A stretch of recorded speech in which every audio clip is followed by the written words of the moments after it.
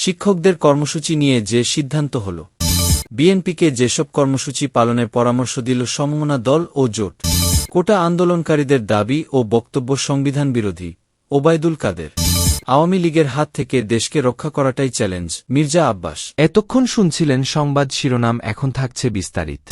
শিক্ষকদের কর্মসূচি নিয়ে যে সিদ্ধান্ত হল।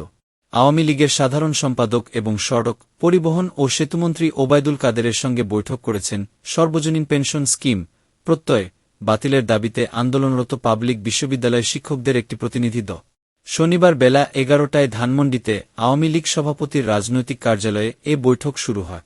দুপুর 1টায় বৈঠক শেষ হয়। বৈঠক শেষে সেতুমন্ত্রী জানান, কর্মবিরতির বিষয়ে সাংগঠনিকভাবে আলোচনার পর বিশ্ববিদ্যালয়ের শিক্ষকরা তাদের সিদ্ধান্ত জানাবে। বিষয়টি নিয়ে ভুল বোঝাবুঝি ছিল জানিয়ে ওবায়দুল কাদের বলেন, সর্বজনীন পেনশন স্কিমের আওতায় সরকারি, স্বায়ত্তশাসিত প্রতিষ্ঠানগুলোর সবাই যুক্ত হবেন 2025 সালের 1 জুলাই। পাবলিক বিশ্ববিদ্যালয়ের শিক্ষকদের 2024 সালের 1 জুলাই থেকে পেনশনে যোগদানের বিষয়ে তথ্য ছিল, সেটা সঠিক না। তাদের 3টা দাবির মধ্যে এটাও একটা দাবি। সবার মতো তারাও 2025 সালের 1 জুলাইয়ে যোগ দেবেন, এটা নিশ্চিত করা হয়েছে। ওবায়দুল কাদের আরও বলেন, শিক্ষক নেতাদের সঙ্গে বিস্তারিত আলোচনা হয়েছে, একটা বিষয়ে ভুল বোঝাবুঝি মিটেছে। অচিরেই সমস্যার সমাধান হবে। শিক্ষকদের কর্মবিরতি কর্মসূচি প্রত্যাহার করার অনুরোধ করেছেন জানিয়ে ওবায়দুল কাদের বলেন, তারা সাংগঠনিকভাবে ফেডারেশনের নেতাদের সঙ্গে আলোচনা করে সিদ্ধান্ত গ্রহণ করবে। তবে শিক্ষকদের সব দাবি চট করে মানা যাবে না, সরকারেরও যুক্তি আছে। তাদের দাবি যুক্তিসঙ্গত হলে বিবেচনা করা হবে বলেন তিনি। এ বিষয়ে ঢাকা বিশ্ববিদ্যালয়ের একজন অধ্যাপক কালবেলাকে বলেন, আমরা 3টি দাবির বিষয়ে বিস্তারিত তাদের বলেছি। তারা সেটি শুনেছেন এবং সমস্যা সমাধানের বিষয়ে আন্তরিকতা দেখিয়েছেন। এটুকু বলতে পারি, সন্তোষজনক আলোচনা হয়েছে। তিনি বলেন, তবে কর্মবিরতির বিষয়ে সব পক্ষের সঙ্গে আলোচনা করে সিদ্ধান্ত জানানো হবে। বৈঠকে উপস্থিত ছিলেন আওয়ামী লীগের যুগ্ম সাধারণ সম্পাদক মাহবুবুল আলম হানিফ, আফম বাহাউদ্দিন নাছিম, দপ্তর সম্পাদক বিপ্লব বড়ুয়া, শিক্ষা ও মানব সম্পদ বিষয়ক ও শিক্ষা প্রতিমন্ত্রী শামসুন নাহার চাপ।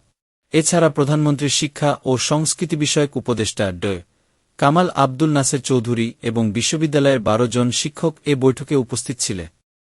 বিএনপিকে যেসব কর্মসূচি পালনের পরামর্শ দিল সমমনা দল ও জোট। খালেদা জিয়ার নিঃশর্ত মুক্তি, দুর্নীতি, ভারতের সঙ্গে অসম চুক্তিসহ জনসম্পৃক্তমূলক ইস্যুতে রোডমার্চ, লংমার্চ ও সমাবেশের প্রস্তাব দিয়েছে বিএনপি সমমনা দল ও জোটগুলো। পাশাপাশি আগামী কর্মসূচিগুলো যুগপৎভাবে কিংবা এক মঞ্চে করা যায় কি না তা পর্যালোচনার প্রস্তাব দেন নেতারা।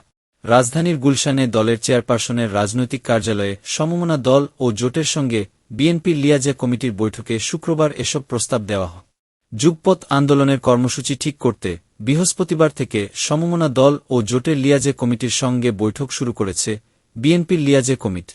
সে ধারাবাহিকতায় শুক্রবার লিবারেল ডেমোক্রেটিক পার্টি এলডিপি, জাতীয়তাবাদী সমমনা জোট ও বাংলাদেশ লেবার পার্টির সঙ্গে বৈঠক করে দলটি। এর আগে 11 জুলাই গণফোরাম, একাংশ ও পিপলস পার্টি, গণতান্ত্রিক বাম ঐক্য, এনডিএমের সঙ্গে পৃথক বৈঠক করে বিএনপি। আজ বিকালে নুরুল হক নূরের নেতৃত্বাধীন গণঅধিকার পরিষদের সঙ্গে বৈঠক হওয়ার কথা রয়েছে।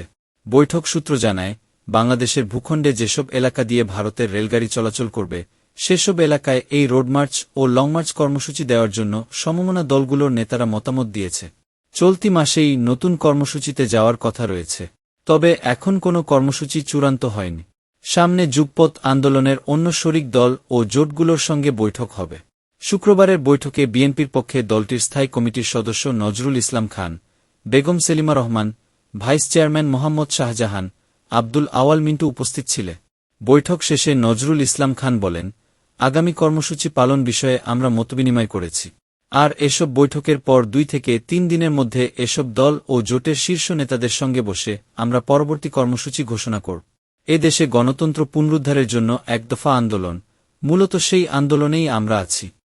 কোটা আন্দোলনকারীদের দাবি ও বক্তব্য সংবিধান বিরোধী, ওবায়দুল কাদের। কোটা বিরোধী আন্দোলনকারীদের দাবি, বক্তব্য সংবিধান ও রাষ্ট্র পরিচালনার মূলনীতির বিরোধী বলে মন্তব্য করেছেন আওয়ামী লীগের সাধারণ সম্পাদক এবং সড়ক পরিবহন ও সেতুমন্ত্রী ওবায়দুল কাদের। তিনি বলেন, কোটা নিয়ে আইন তার নিজস্ব গতিতে চলবে। শনিবার রাজধানীর ধানমন্ডিতে আওয়ামী লীগ সভাপতির কার্যালয়ে শিক্ষক প্রতিনিধিদলের সঙ্গে বৈঠক শেষে ব্রিফিংয়ে এসব কথা বলেন আওয়ামী লীগের সাধারণ সম্পাদক ওবায়দুল কাদের। বলেন, দেশের বর্তমান প্রেক্ষাপটে কোটার প্রয়োজনীয়তা রয়েছে।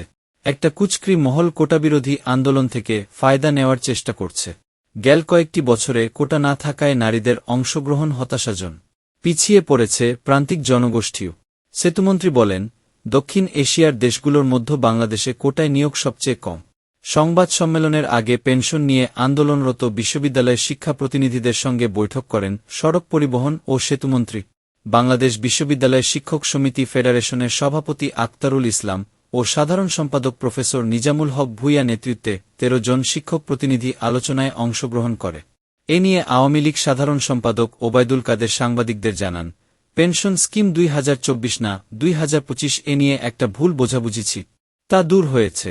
বলেন, ২০২৫ সালের ১ জুলাই থেকে সবার জন্য সর্বজনীন পেনশন স্কিম। শিক্ষকদের অন্যান্য দাবিনামা নিয়ে ওবায়দুল কাদের বলেন, আলাপ আলোচনার মাধ্যমে অচিরেই সমাধান হবে। দেশের ১৫টি জেলার প্রায় ২০ লাখ মানুষ বন্যাকবলিত। বন্যার তো এসব মানুষের পাশে সরকারের পাশাপাশি সহযোগিতা করছে আওয়ামী লীগের জনপ্রতিনিধি ও নেতাকর্মীরা। ব্রিফিংয়ে উপস্থিত ছিলেন আওয়ামী লীগের যুগ্ম সাধারণ সম্পাদক মাহবুবুল আলম হানিফ, আ.ফ.ম বাহাউদ্দিন নাছিম, সাংগঠনিক সম্পাদক বি.এম মোজাম্মেল হক, মির্জা আজম, আফজাল হোসেন, সুজিত রায় নন্দী, দপ্তর সম্পাদক বিপ্লব বড়ুজা, শিক্ষা প্রতিমন্ত্রী শামসুন্নাহার চাপা, প্রধানমন্ত্রীর শিক্ষা ও সংস্কৃতি বিষয়ক উপদেষ্টা কামাল আব্দুল নাসের চৌধুরী সহ কেন্দ্রীয় আওয়ামী লীগের নেতার। আওয়ামী লীগের হাত থেকে দেশকে রক্ষা করাটাই চ্যালেঞ্জ, মির্জা আব্বাস। বিএনপির স্থায়ী কমিটির সদস্য ও সাবেক মন্ত্রী মির্জা আব্বাস বলেছেন, বেগম খালেদা জিয়া অসুস্থ থাকলে পুরো দেশ অসুস্থ হয়ে পড়ে। এ জাতিকে এবং দেশকে অসুস্থতা থেকে মুক্ত করতে হবে। তিনি বলেন, ক্ষমতাসীন আওয়ামী লীগের হাত থেকে দেশের গণতন্ত্র, স্বাধীনতা, সার্বভৌমত্ব রক্ষা করাটাই বড় চ্যালেঞ্জ। শনিবার দুপুরে রাজধানীর শেরেবাংলা নগরে বিএনপির প্রতিষ্ঠাতা জিয়াউর রহমানের মাজার জিয়ারত শেষে সাংবাদিকদের প্রশ্নের জবাবে তিনি এসব কথা বলে। ঢাকা মহানগর উত্তর ও দক্ষিণ বিএনপির নবগঠিত কমিটির নেতাদের সঙ্গে নিয়ে মাজার জিয়ারত করেন মির্জা আব্বা। এ সময় সমবেত নেতাকর্মীদের নিয়ে গণতন্ত্র পুনরুদ্ধার ও জনগণের ভোটাধিকার আন্দোলন সফলে শপথবাক্য পাঠ করান মির্জা আব্বা। দীর্ঘদিন পর জিয়াউর রহমানের মাজারে ঢাকা মহানগর উত্তর ও দক্ষিণ বিএনপির বিগত কমিটির নেতা, বিভিন্ন থানা এবং ওয়ার্ডের নেতাকর্মী ছাড়াও মহানগর ছাত্রদল, যুবদল, স্বেচ্ছাসেবক দল, মহিলা দলসহ বিভিন্ন অঙ্গ সংগঠনের কয়েক হাজার নেতাকর্মী জমায়েত হন। তারা খালেদা জিয়ার মুক্তি দাবিতে এবং ঢাকা মহানগর বিএনপির নবগঠিত কমিটিকে স্বাগত জানিয়ে বিভিন্ন স্লোগান দেয়। উল্লেখযোগ্য নেতাদের মধ্যে উপস্থিত ছিলেন বিএনপির চেয়ারপারসনের উপদেষ্টা মো.